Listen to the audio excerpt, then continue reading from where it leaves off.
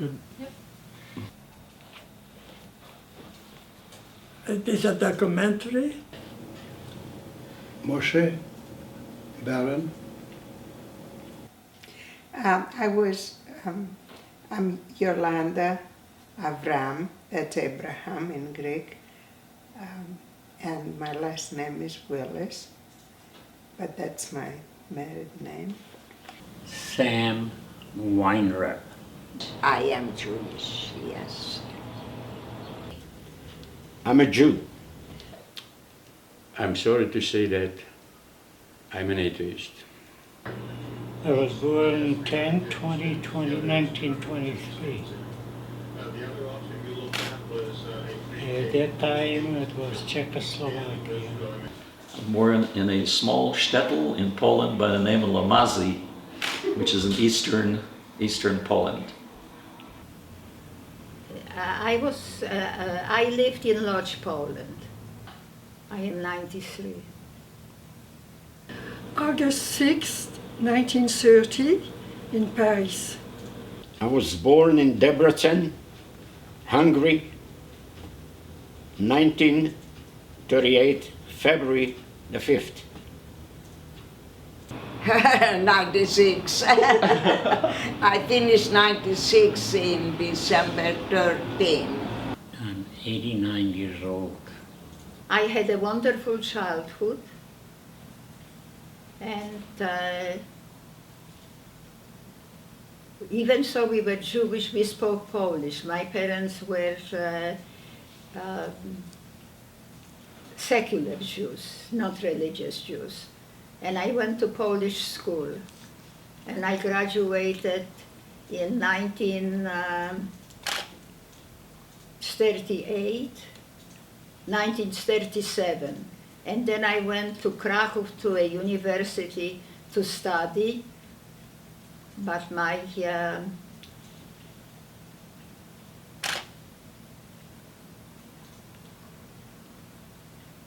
I couldn't continue studying because on September 1939 the Germans invaded Poland, and it changed my life.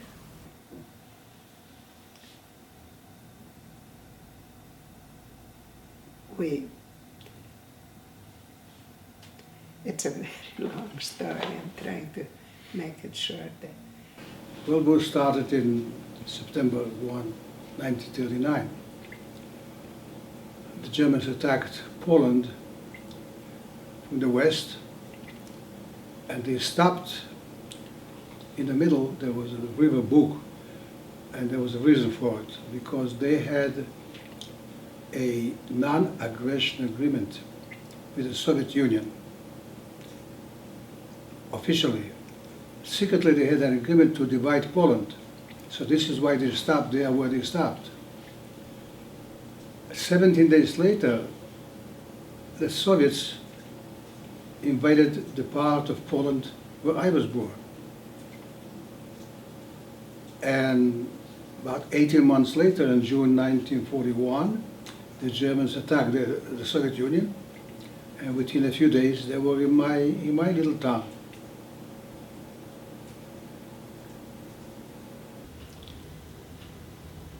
Well, I have a story that I put down on paper in the interest of time, and my story starts in 1944 when the Germans invaded Hungary.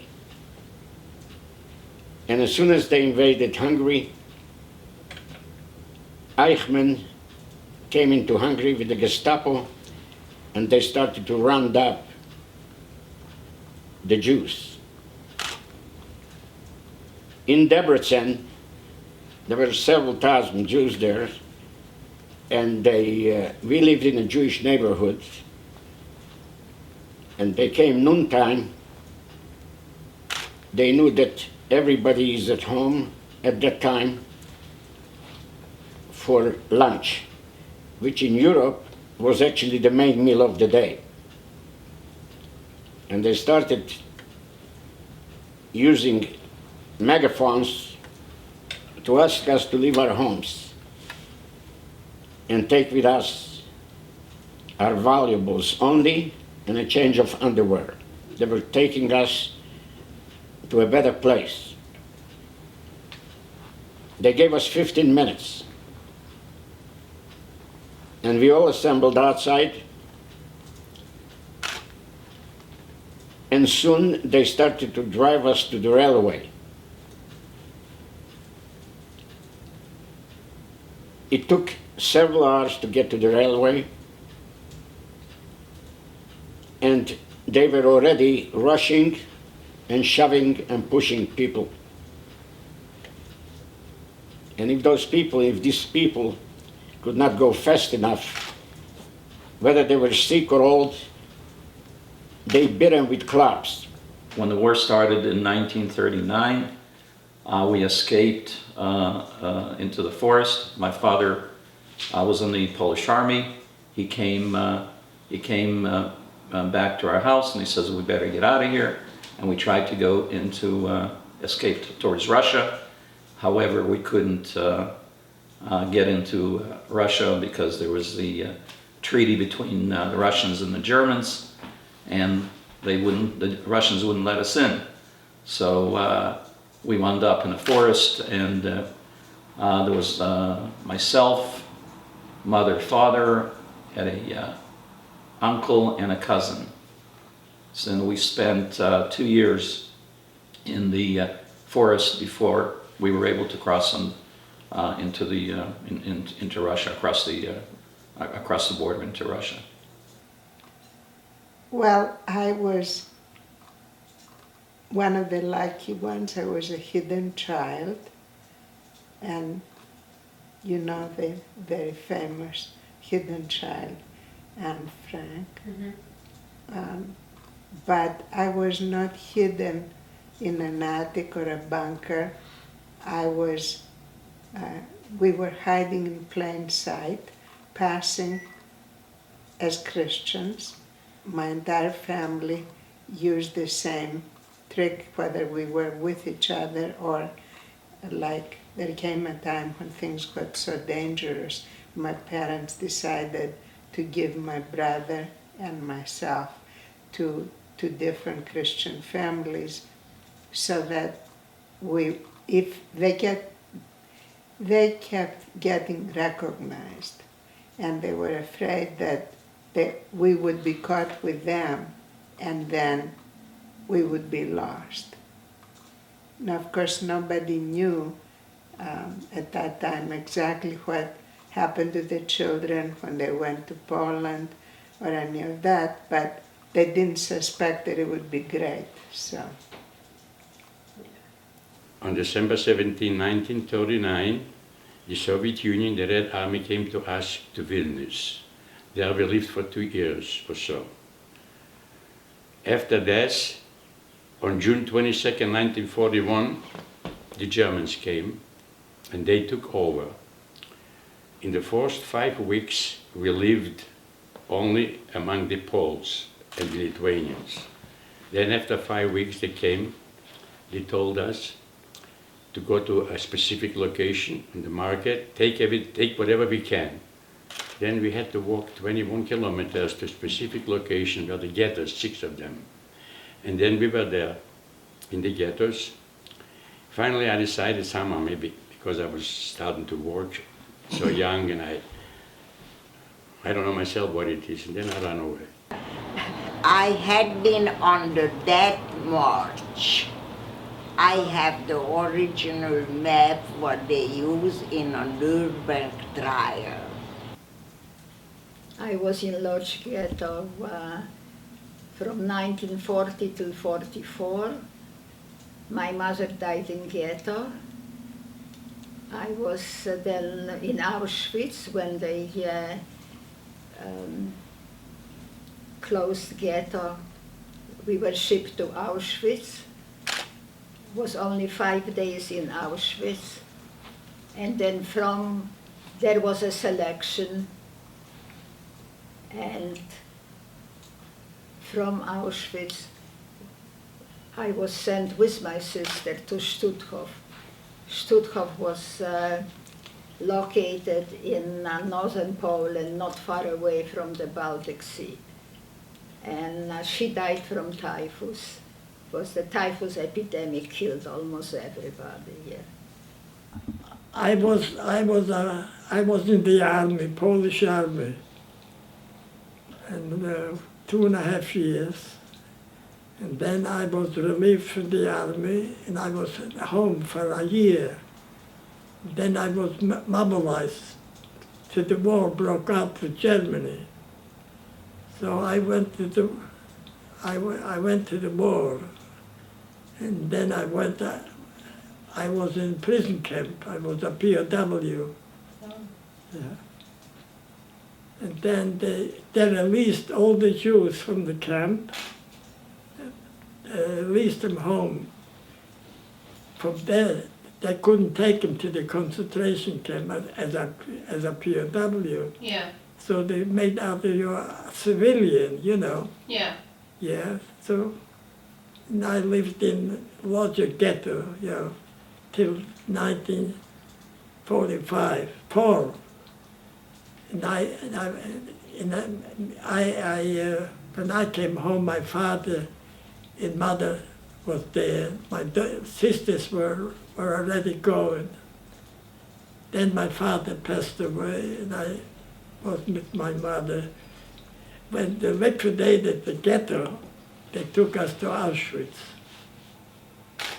So my mother went left and I went right. You know how it was. We had a hardware store that we managed, and of course I attended Czech school, and only till high school. No, they did not have a high school at that time. And I studied some of it in Ungvar, which is the capital of Carpathian. That's the part of Czechoslovakia. Czechoslovakia is made of 1, 2, 3, 4 parts. And Bohemia, Moravia, Slovakia, Carpathian. Okay. And we were at what you call the tail end of Czechoslovakia. And until 1938-39, when Germany started putting their weight around, and Czechoslovakia was sacrificed by the British. So when Czechoslovakia fell apart, we went back to the old Austria-Hungarian. So we became Hunkies at that time.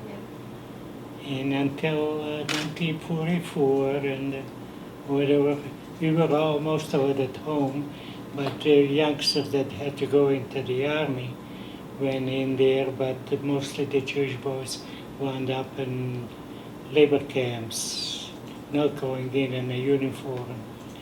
They were just working behind the lines. Until 1944, when Germany marched in, took over the government in Budapest, and set up their own government, in other words, their own hanger-ons, Nazi parties there in Hungary. They call them the Nyilos, N-I-Y-L-O-S. That was the name of the party. And just like we had the SS in Germany, and this was their gangsters running the country. And till 1944, when finally the order came that, of course, Germany marched in and took it over. 44, the order was given that we are to pack up and to report to the ghetto. And we spent some time there. There's a lot of stories behind all of that. What was it in... one of my sisters was married to an Hungarian, and her husband was made a prisoner of war. And my mother sent me to the country reserve for a while because she had a baby who was sick. So I stayed with her in a certain place in France which called Le Morvan, and I went to school there a little bit. I'm not going to go into the detail, it's in the story. But eventually they came to arrest her, and she was lucky because before they really transferred her to the Germans in another town, there was a man, Monsieur Moreau, who worked, who lived in that place, Jeusot, G-E-U-S-O-T, and he worked a little bit for the Resistance, and he gave a few phone calls, and they released her, and right away we packed and we went back to Paris. There was let's see, my brother-in-law who was in Germany as a prisoner of war. There were, I think, about 5 brothers, and they had this small factory of raincoats. And since things were very alarming, the head of the family decided to put a French Jewish director, Mr. Maurice Blum, at the head of his business. Because at the time they were not taking the French Jews to be deported.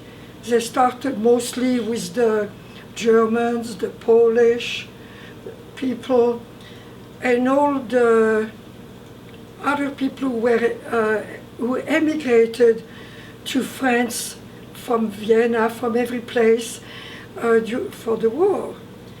So Monsieur Maurice Blum, when he took care of the family affairs, and his wife was not Jewish.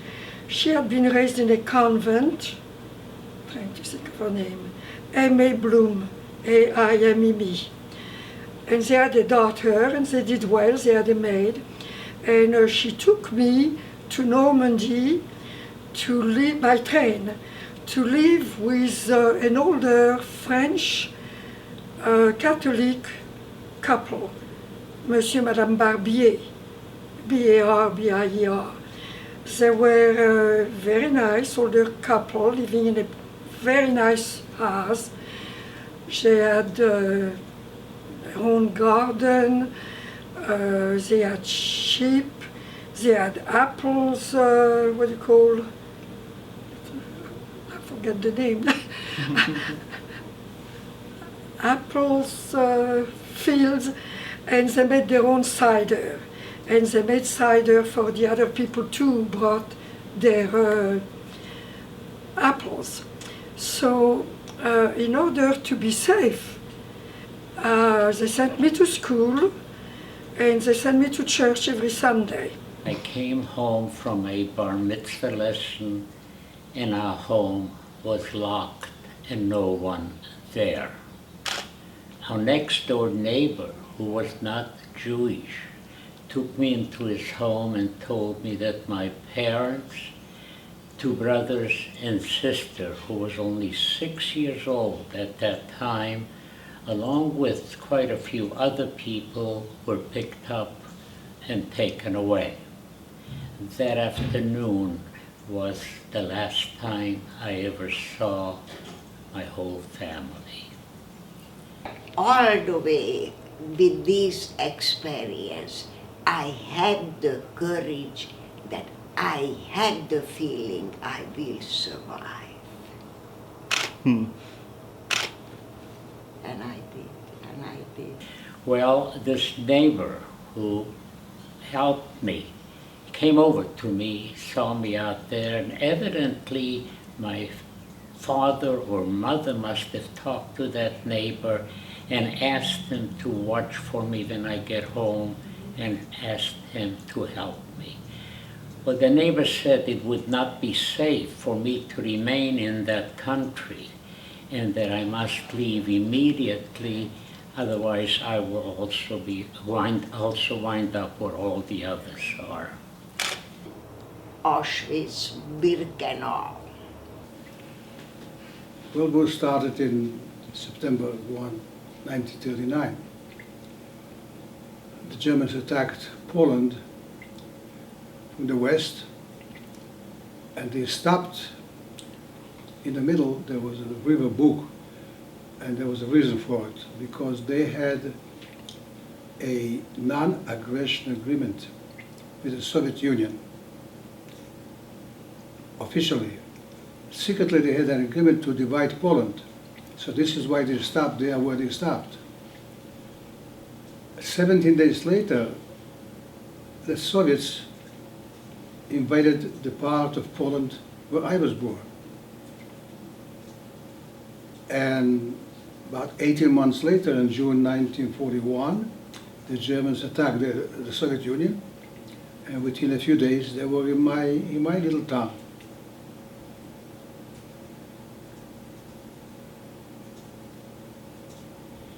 Now, where were you fighting with the partisans? In what parts of? That was in Poland, correct? It was Belarus already. Poland didn't exist anymore. Right. Formerly Poland, formerly. Okay. Now it was Belarus. And about how long did you spend in the forest? About 18 months.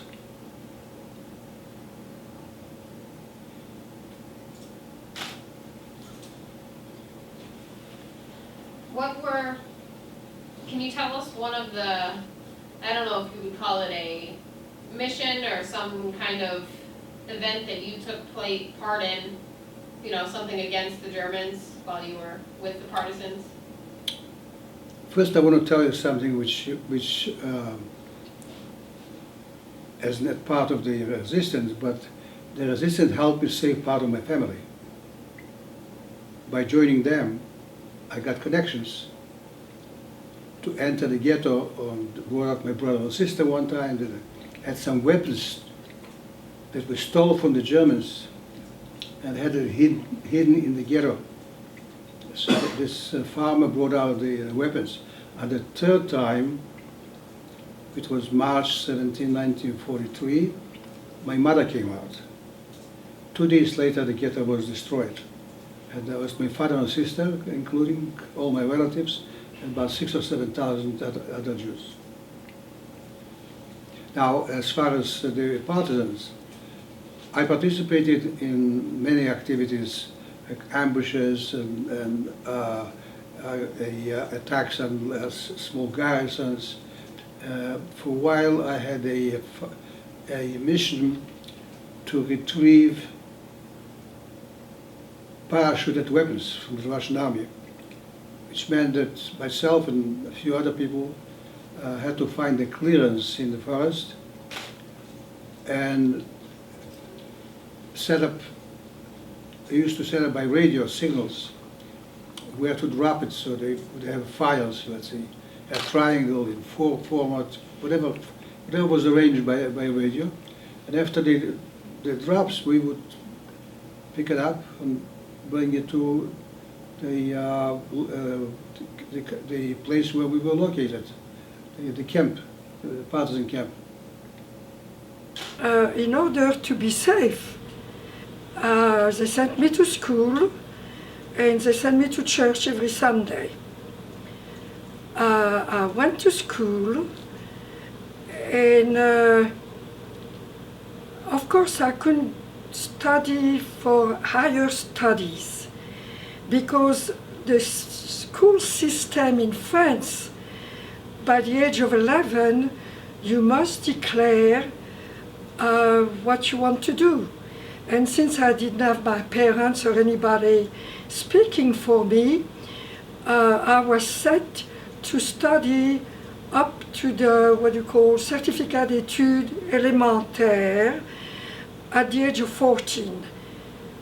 But since the teacher and the directrice of the school, a very devoted Catholic woman, Mademoiselle Geneviève Pitois, she kept 2 Jewish girls in her home, and so I graduated at the age of 13 instead of 14. Until until Christmas. And Christmas, we started the marching and march until the government requested our work to dig The trenches. trench for the tank to fall in. Yeah. They Yeah. camouflaged it, Yeah. as we saw.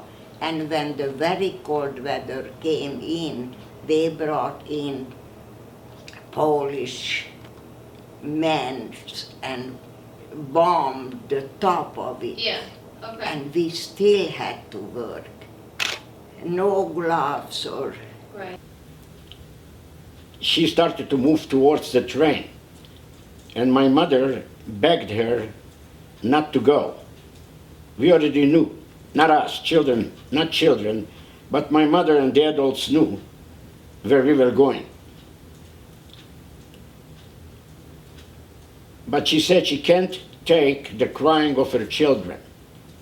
She had 7 children. The oldest one and the father were taken immediately to a labor camp. But the young ones stayed with her, and the hunger already started. The food was not enough for a whole day. So the kids were crying all the time.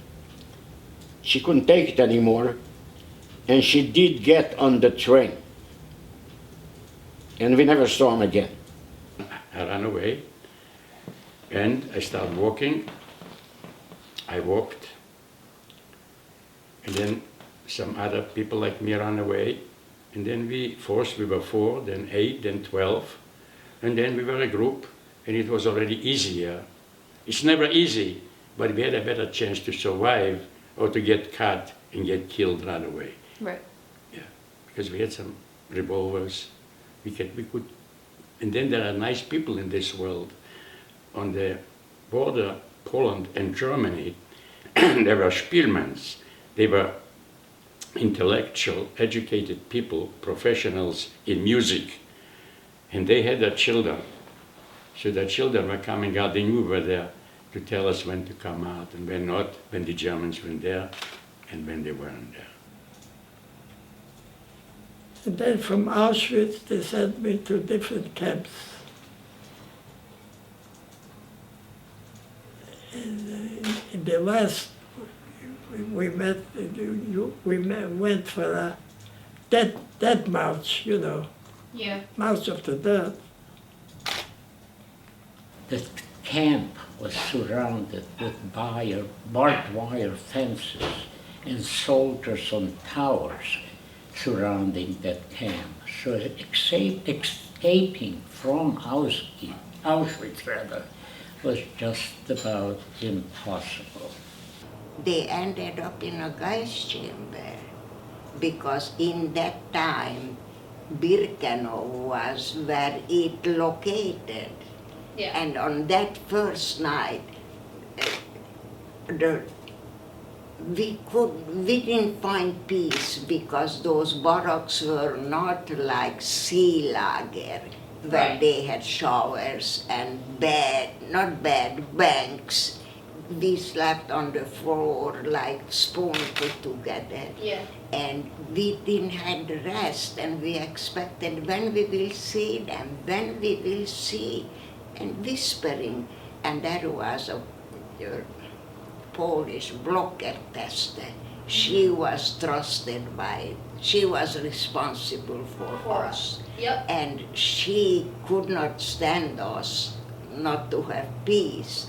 And she came out, she had a separate little room, and she came out and she said, listen folks, take a deep breath, and what do you smell are your relatives who you hope to see are burning out there. And then we told each other, this is sugar. We became quiet. Yes, yes. The Gestapo was dressed all black, and he had the 2 lightnings on each side. and then he had a skull on his cap. And the Gestapo, they were chosen for their brutality. I was in Lodz Ghetto from 1940 till 44. My mother died in ghetto. I was then in Auschwitz when they closed ghetto. We were shipped to Auschwitz. Was only 5 days in Auschwitz. And then there was a selection, and from Auschwitz I was sent with my sister to Stutthof. Stutthof was located in northern Poland, not far away from the Baltic Sea. And she died from typhus. Because the typhus epidemic killed almost everybody here. My father, we were separated in Auschwitz, and he was sent to concentration camp. Somebody told me the name, but I don't remember, and he died in concentration camp, yeah. So did most of my family, yeah. My mother had 8 siblings. She was one of 8 siblings. My father one of 7 siblings, and only 2 brothers. My father's 2 brothers with their daughters survived, but otherwise everybody, I lost everybody. Yeah. I want you to know, after marching for a few days, of the 5,000 people that started this march, we may have had about 400 or so people who were still alive. Anyone who could not walk for whatever reason was shot and left behind. And I will tell you why so many people were shot and left behind. We were walking, it was very, very cold, icy roads, snow all over it. And most of the people that sat down simply could not get up. And if you couldn't get up, they wouldn't leave you. They had no intentions even to taking us to a different camp. That was never their intention. And that's why so many people died. But when I saw what was going on, it was still dark during the night, I decided that I will run out of that line and try to escape. I knew my chances of succeeding were very, very slim, but at that point it really didn't matter. In fact, at that point I was no longer afraid to die. I knew I was going to die soon anyhow, so I did take a chance. Would you believe, to this day I have no idea how far and how long I ran. The only thing I remember was waking up in a Russian military hospital where I was told that Russian troops had found me lying on the ground unconscious and took me to their hospital. My experience was first being rescued by the people in Crete, a family in Crete, which took us. We were from the age of 2.5, my brother was 2.5, suffering from amoebic dysentery, and he cried all the time, which was very dangerous for the rest of the group. To a 79-year-old grandmother who was diabetic. And in between, my father was the only guy, the only man, and the women were urban ladies that didn't have even the appropriate attire for this kind of climbing, partly on foot, on goat paths to the mountain.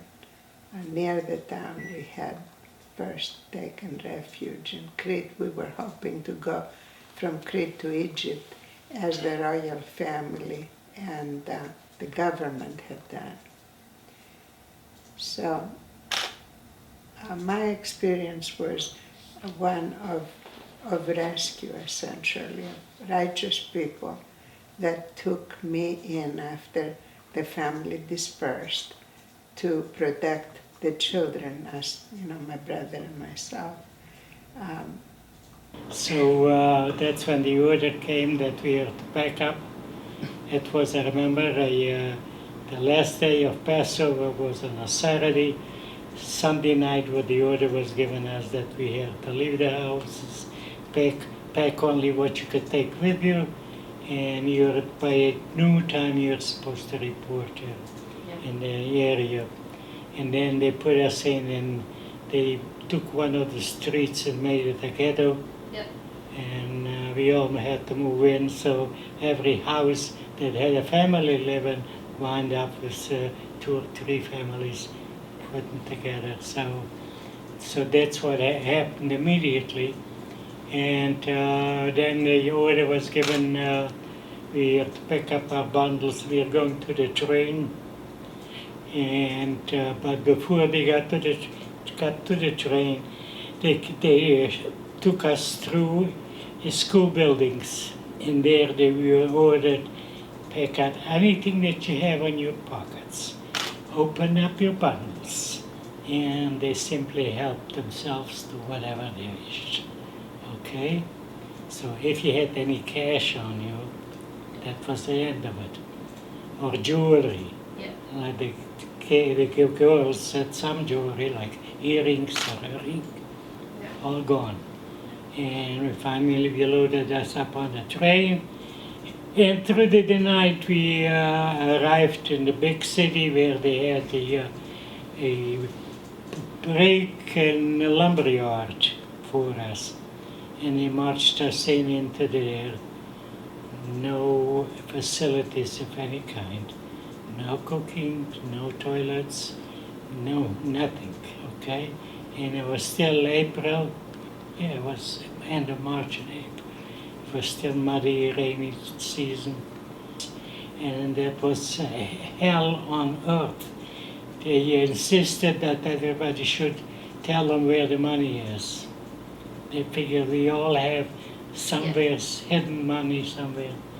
And a few of us got beaten up quite a bit. In one particular one, I know there was a young couple, and they had a little girl. She was about 7 or 8 years old, and the German called them in, and I mean we all lined up to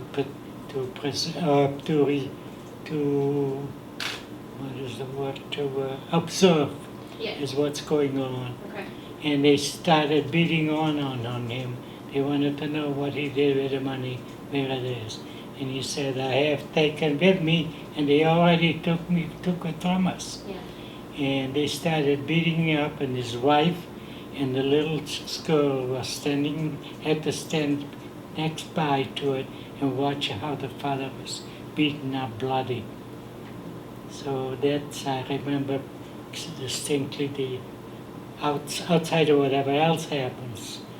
In order to have fun with us, they picked up about a dozen or so elderly people, and they told them to get on your stomach and start crawling. So what was the idea? Of course, it was still muddy, water everywhere, with mud, and they directed them especially to drag themselves around with, in other words, to humiliate us, okay?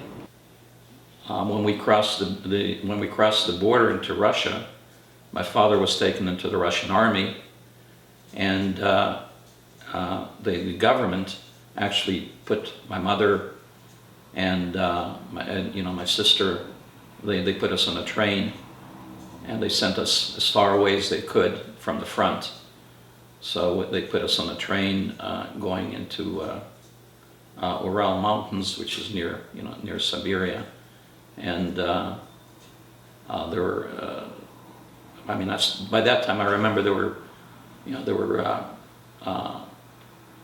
the Luftwaffe, was the German, the Air Force, they were bombing the rails, and they were, trying to actually, I guess they were trying to kill us, more or less. So we had to get off and jump off and on the train in order to, for the people to try to fix the rail and so forth. Yeah. So that was the first thing I can probably remember. You see, dragging people one to the grave. Yeah. I was dragging the people to the grave. Did you? About my wife. Yeah. She was born in the Polish town of Częstochowa, which is at the western part of Poland, close to the German border. And when the Germans occupied the town, about a short time later, they began to force some of the Jewish population to do some forced labor somewhere, and father and brother once went to work and never came back. She was, by looking at her, she was physically able to work, and because they selected her among those who will be alive. Her mother was separated and died in I think in Majdanek. I'm not sure. And she spent in the same town about 3.5 years in this forced labor camp. Their work was cleaning the spent shells, artillery shells against airplanes, to prepare them for reuse. But something happened there which is was very rare in those camps. One night I hear the voice of a baby crying, and there was no baby supposed to be there. So then they watched the woman, one of the inmates, walking to the place where the baby was crying, picked up the baby and took it to wherever she was. It turned out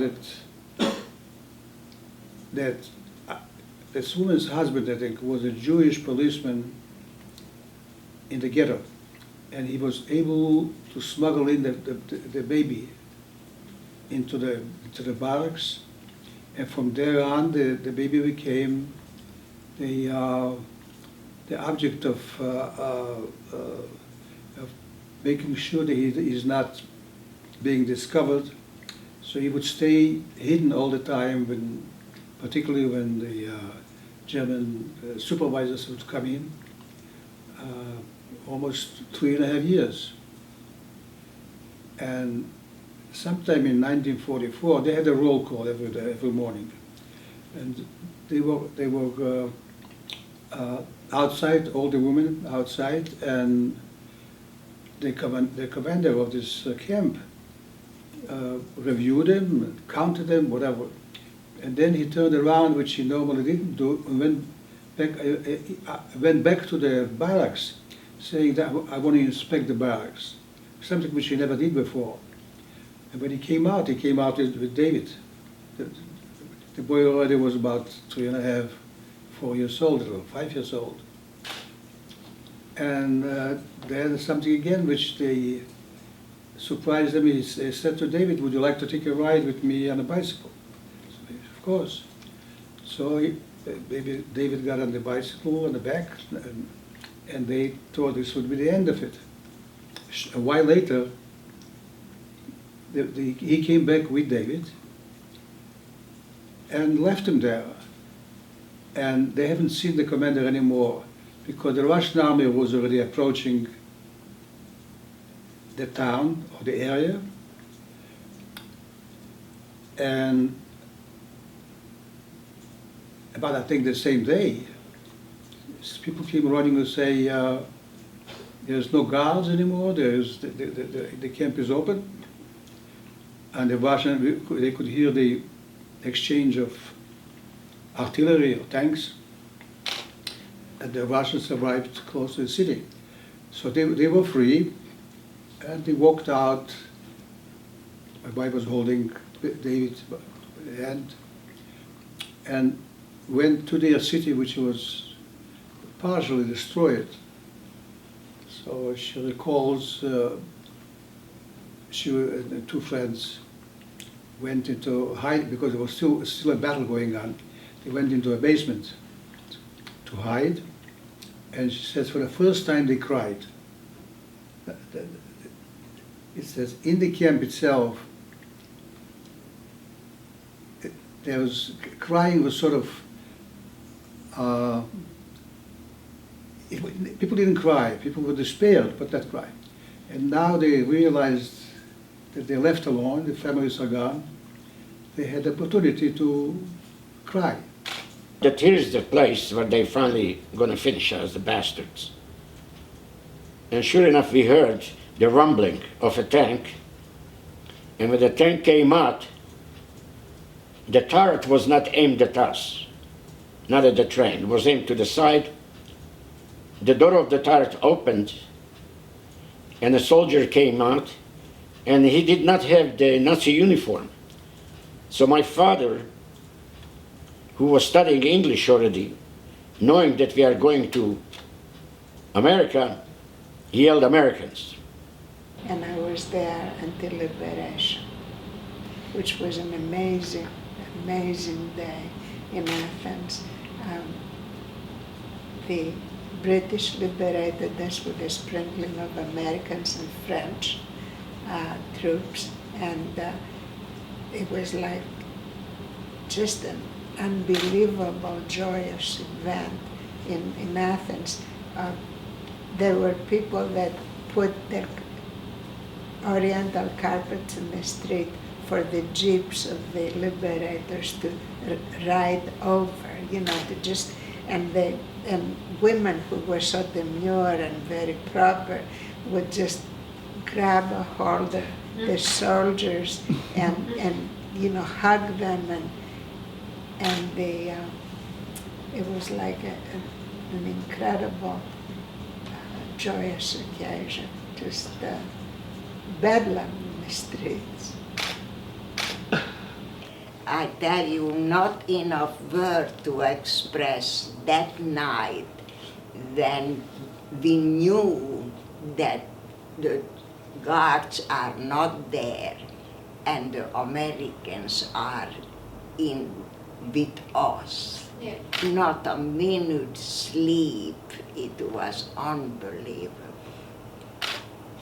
Yeah, May 8, just imagine the war was over and we'd still been suffering like that. Yeah. When we came back from Russia, back to Poland, we tried to find our house, and we found out that we saw that the house was destroyed, and the rest of the family that remained there, they were all massacred. I guess we were told that, like in 1942, the Germans plus the police and so forth, they took them out in the forest and they slaughtered them. They killed them all. So we didn't want to stay in Poland any longer. Sisters, uncles and cousins and nephews, nieces, yeah. Okay. Yes, when in Amber Zeitung here for the 6 million Jews.